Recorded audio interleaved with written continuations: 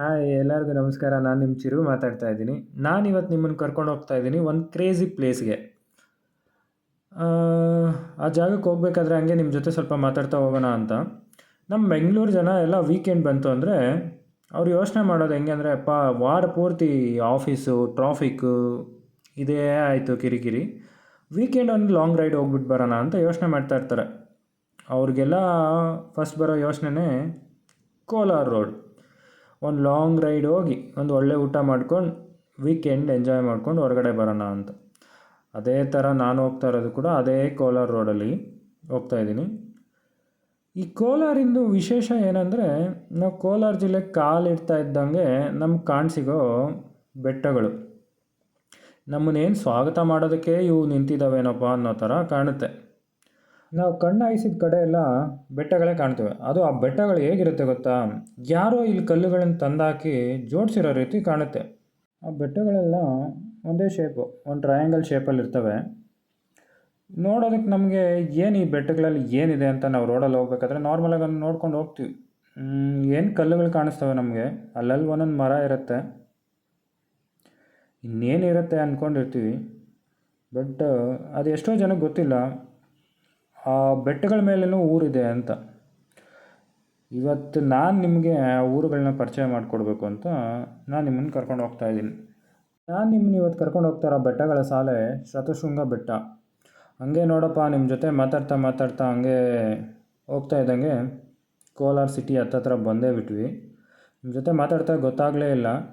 ಹಾಗೆ Kolar tomato market ಹತ್ರ ಇರುವ ನಮ್ಮ ಬಜರಂಗಿ ಆಶೀರ್ವಾದ ತೊಗೊಂಡು ಹಂಗೆ ಇನ್ನು ಸ್ವಲ್ಪ ಮುಂದೆ ಹೋಗಿ ಲೆಫ್ಟ್ ತೊಗೊಂಡ್ರೆ ಈ ಶತಶೃಂಗ ಬೆಟ್ಟಗಳಿಗೆ ಹೋಗೋ ರೋಡು. ಅಲ್ಲಿಂದ ಲೆಫ್ಟ್ ತೊಗೊಂಡು ಹಂಗೆ ಡೆಡ್ ಎಂಡ್ ಹೋಗಿ ಮತ್ತೆ ಲೆಫ್ಟ್ ತೊಗೊಂಡ್ರೆ ನಾವು ಹೋಗ್ಬೇಕಾಗಿರೋ ಬೆಟ್ಟಗಳ ರೋಡ್ ಸಿಗುತ್ತೆ ನೋಡಪ್ಪ. ನೋಡ್ತಾ ನೋಡ್ತಾ ಇದ್ದಂಗೆ ನಮಗೆ ಬೆಟ್ಟಗಳು ಯಾವ ಥರ ಕಾಣುತ್ತಂದರೆ, ಏನೋ ಕೋಲಾರಿಗೆ ಒಂದು ಕೋಟೆ ಕಟ್ಟಿರೋ ಥರ, ಒಂದು ಕೋಟೆಯ ಗೋಡೆ ಥರ ಕಾಣ್ತವೆ. ಫುಲ್ ಏನೋ ಒಂದು ಅಡ್ಡಗೋಡೆ ಕಟ್ಬಿಟ್ಟಿದ್ದಾರೆ, ಯಾರು ಬರಬಾರ್ದು ಕೋಲಾರಿಗೆ ಅನ್ನೋ ಥರ ಕಾಣುತ್ತೆ. ಹಂಗೆ ನಾವು ಮುಂದೆ ಹೋದರೆ ಆ ಬೆಟ್ಟಗಳ ಮೇಲೆ ಹತ್ತೋದಕ್ಕೆ ರೋಡ್ ಇದೆ. ನಿಮಗೆ ಅನಿಸ್ತಾ ಇದೆ ಅಲ್ವಾ, ಏನಪ್ಪ ಬೆಟ್ಟದ ಮೇಲೆ ಕೋಲಾರಲ್ಲಿ ರೋಡ್ ಇದೆಯಾ ಅಂತ. ಖಂಡಿತ ರೋಡು ಇದೆ, ಅಲ್ಲಿಗೆ ಬಸ್ ವ್ಯವಸ್ಥೆ ಕೂಡ ಇದೆ. ಸುಮಾರು ಜನ ಅಲ್ಲಿ ಮನೆಗಳು ಕಟ್ಕೊಂಡು ಅವ್ರ ಜೀವನ ನಡೆಸ್ತಿದ್ದಾರೆ. ಬರೀ ಮನೆ ಒಂದಲ್ಲ, ವ್ಯವಸಾಯ ಮಾಡ್ತಾರೆ, ತೋಟಗಳಿದ್ದಾವೆ. ಎಲ್ಲ ನಾರ್ಮಲಾಗಿ ನಾವು ಹಳ್ಳಿಯಲ್ಲಿ ಹೆಂಗಿದ್ದೀವೋ ಅದೇ ರೀತಿ ಅಲ್ಲಿ ಕೂಡ ಜನ ಇದ್ದಾರೆ. ಹಂಗೆ ಹೇಳ್ತಾ ಹೇಳ್ತಾ ನಮಗೆ ಬೆಟ್ಟಕ್ಕೆ ಹತ್ತು ಅಂತ ದಾರಿ ಸಿಕ್ತು ನೋಡಿ. ಇಲ್ಲಿಂದ ಸ್ಟಾರ್ಟ್ ಆಗುತ್ತೆ ಆ ಬೆಟ್ಟಕ್ಕೆ ಹೋಗೋದು. ಇದು ಕೂಡ ನಮಗೇನು ಯಾವುದೇ ಘಾಟ್ ರೋಡ್ಗಿಂತ ಏನು ಕಡಿಮೆ ಇಲ್ಲ. ಸೇಮ್ ನಾವು ಘಾಟಲ್ಲಿ ಓಡಿಸ್ತೀವಲ್ಲ ಅದೇ ರೀತಿ ಇರುತ್ತೆ ಕರುಗಳು ಇಲ್ಲೂ ಕೂಡ. ಅದೇ ಥರ ಕಣ್ಣಾಯಿಸ್ತಾ ಆ ಕಡೆ ಈ ಕಡೆ ಅಲ್ಲಲ್ಲಲ್ಲಿ ನಮ್ಮ ಕೋಲಾರ ಸಿಟಿ ಕೂಡ ಕಾಣಿಸ್ತಾ ಇರುತ್ತೆ. ಅದೇ ರೀತಿಯಾಗಿ ಹುಷಾರಾಗಿ ಬೆಟ್ಟದ ಮೇಲೆ ಹೋದರೆ ಒಂಥರ ವ್ಯೂಸ್, ಏನೋ ಒಂಥರ ಸಂತೋಷ. ನಮ್ಮ ಕೋಲಾರದ ಹತ್ರ ಈ ಥರ ಜಾಗ ಇದೆಯಾ, ನಾವೆಲ್ಲೆಲ್ಲೋ ದೂರ ದೂರ ಹೋಗ್ತೀವಿ ಈ ಥರ ಘಾಟ್ ಸೆಕ್ಷನ್ ನೋಡೋದಕ್ಕೆ, ಬಟ್ ಕೋಲಾರಲ್ಲೂ ಇದೆಯಾ ಅನ್ನೋದೇ ಎಷ್ಟೋ ಜನಕ್ಕೆ ಗೊತ್ತಿರಲ್ಲ. ಹಂಗೆ ನೋಡ್ತಾ ಮೇಲೆ ಹೋಗ್ತಾ ಇದ್ದರೆ ಒಂದೊಂದೇ ಕರುಗಳಲ್ಲಿ ನಿಧಾನವಾಗಿ ನಾವು ಗಾಡಿಯನ್ನು ಓಡಿಸ್ಕೊಂಡು ಮೇಲೆ ಹೋಗಬೇಕು. ನೀವು ಕೂಡ ಯಾರೇ ಇಲ್ಲಿ ಬಂದರೂ ಕೂಡ ಸೇಫಾಗಿ ಗಾಡಿ ಓಡಿಸಿ, ಮತ್ತು ಯಾವುದೇ ಕಾರಣಕ್ಕೂ ಪ್ಲಾಸ್ಟಿಕ್ ಎಸೆಯೋದು ಆ ಥರ ಎಲ್ಲ ಮಾಡಲಿಕ್ಕೆ ಹೋಗಬೇಡಿ. ನೀಟಾಗಿ ಹೆಲ್ಮೆಟ್ ಧರಿಸ್ಕೊಂಡು ಗಾಡಿ ಓಡಿಸಿ ಅಂತ ಹೇಳ್ತೀನಿ. ನಮಗೂ ಕೂಡ ಹಂಗೆ ಕ್ರೇಜ್ ಜಾಸ್ತಿ ಆಯಿತು. ಏನು ಗುರು ಇದು ರೋಡು ಹೋಗ್ತಾನೆ ಇದ್ರೆ ಹಂಗೆ ಹೋಗ್ತಾನೆ ಇದೆ ಅಂತ. ಹಂಗೆ ನೋಡ್ತಾ ನೋಡ್ತಾ ಇದ್ದಂಗೆ ಕೆಲವೊಂದು ಮನೆಗಳು ನೋಡ್ಲಿಕ್ಕೆ ಕಾಣಿಸಿದ್ವು. ಇದೇನಪ್ಪ ನಾವು ಬೆಟ್ಟದ ಮೇಲೆ ಬಂದಿದ್ದೀವ, ಯಾವುದಾದ್ರೂ ಹಳ್ಳಿಗೆ ಬಂದುಬಿಟ್ವಾ ಅಂದು. ಇಲ್ಲಿ ನೋಡಿ, ನೀವೇ ನೋಡಿ, ಇದೇನು ಬೆಟ್ಟದ ಮೇಲೆ ಇರೋ ಥರ ನಿಮ್ಗೇನಾದರೂ ಫೀಲ್ ಅನ್ನಿಸ್ತಾ ಇದೆಯಾ? ನಮ್ಗೆ ಯಾವುದೇ ರೀತಿ ಆ ಥರ ಇಲ್ಲ. ನಾರ್ಮಲಾಗಿ ಅಲ್ಲೂ ಕೂಡ ಮನೆಗಳು ಕಟ್ಕೊಂಡಿದ್ದಾರೆ. ಎಲ್ಲ ವ್ಯವಸಾಯ ಮಾಡೋದಕ್ಕೆ, ತೋಟ ರಾಗಿ ಮಾಡಲಿಕ್ಕೆ ಎಲ್ಲ ಈಗ ಮಳೆಗಾಲ ಸ್ಟಾರ್ಟ್ ಆಯ್ತಲ್ವಾ, ಎಲ್ಲ ನೀಟಾಗಿ ಹೊಲಗಳೆಲ್ಲ ಉಳುಮೆ ಮಾಡಿಟ್ಟಿದ್ದಾರೆ. ಏನಪ್ಪ ಇದು ಬೆಟ್ಟದ ಮೇಲೆ ಇಷ್ಟೊಂದು ಜಾಗ ಇದೆಯಾ? ನಮ್ಮ ಕೆಳಗಡೆಯಿಂದ ನೋಡಿದ್ರೆ ಬೆಟ್ಟಗಳು ಎಲ್ಲ ಒಂದು ಟ್ರಯಾಂಗಲ್ ಶೇಪಲ್ಲಿ ಕಾಣ್ತವೆ. ಇಲ್ಲಿ ನೋಡಿದ್ರೆ ದೊಡ್ಡ ದೊಡ್ಡ ಫ್ಲ್ಯಾಟೇ ಇದೆಯಪ್ಪ, ಎಷ್ಟೊಂದು ಜಾಗ ಇದೆ. ಹಂಗೆ ನೋಡ್ತಾ ನಮಗೂ ಕ್ರೇಜ್ ಜಾಸ್ತಿ ಆಯಿತು. ಫಸ್ಟ್ ಈ ರೋಡ್ ಎಲ್ಲಿವರೆಗೂ ಹೋಗುತ್ತೆ ಎಂಡ್ ನೋಡಲೇಬೇಕು ಅಂತ ಹೇಳ್ಬಿಟ್ಟು ಹಂಗೆ ನಾವು ಸಾಗಿದ್ವಿ. ಇಲ್ಲಿ ಆದರೂ ಈ ರೋಡ್ ಒಂಥರ ಕ್ರೇಜಿ ಆಗಿದೆ ಗುರು, ನಿಜವಾಗ್ಲೂ ತುಂಬ ಚೆನ್ನಾಗಿದೆ. ನೀವು ಒಂದು ಸತಿ ಬಂದು ನಿಜವಾಗ್ಲೂ ಎಕ್ಸ್ಪೀರಿಯೆನ್ಸ್ ಮಾಡಿ. ಮಾನ್ಸೂನ್ ಟೈಮಲ್ಲೆಲ್ಲ ಸ್ವಲ್ಪ ಇಲ್ಲಿ ಮಳೆ ಇರುತ್ತೆ, ಬಟ್ ಹೆವಿ ಗಾಳಿ ಇರುತ್ತೆ ಅಂತ ಕೇಳ್ಪಟ್ಟಿದ್ದೀನಿ. ಬಟ್ ನೋಡಿಕೊಂಡು ಹುಷಾರಾಗಿ ಬನ್ನಿ ಅಂತ ಹೇಳ್ತೀನಿ.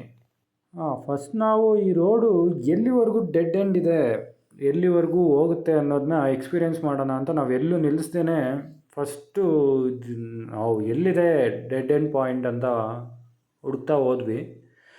ಹಾಗೆ ನೋಡ್ತಾ ಇದ್ದಂಗೆ ಸುತ್ತ ಅಲ್ಲಲ್ಲಿ ವ್ಯೂ ಪಾಯಿಂಟ್ಸು, ಕೆಲವೊಂದು ಮನೆಗಳು.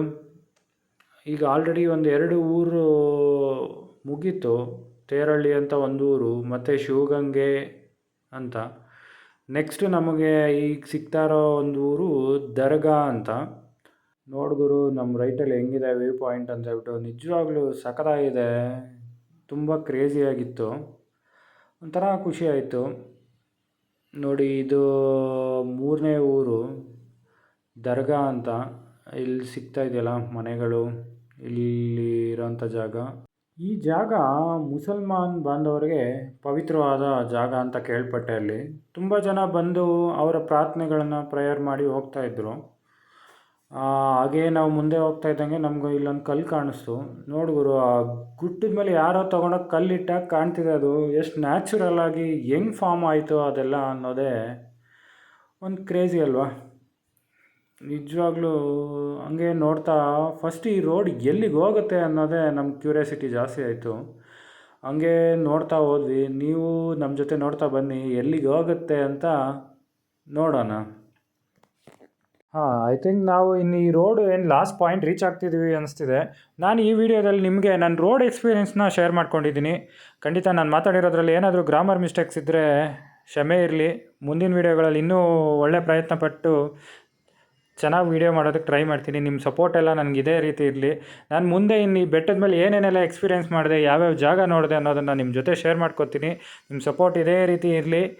ನನ್ನ ಚಾನಲ್ಗೆ ಯಾರ್ಯಾರು ಸಬ್ಸ್ಕ್ರೈಬ್ ಆಗಿಲ್ಲ, ಸಬ್ಸ್ಕ್ರೈಬ್ ಆಗಿ, ಲೈಕ್ ಮಾಡಿ, ಶೇರ್ ಮಾಡಿ. ನೋಡಿ, ಇದೇ ಈ ರೋಡ್ನ ಎಂಡ್ ಪಾಯಿಂಟ್.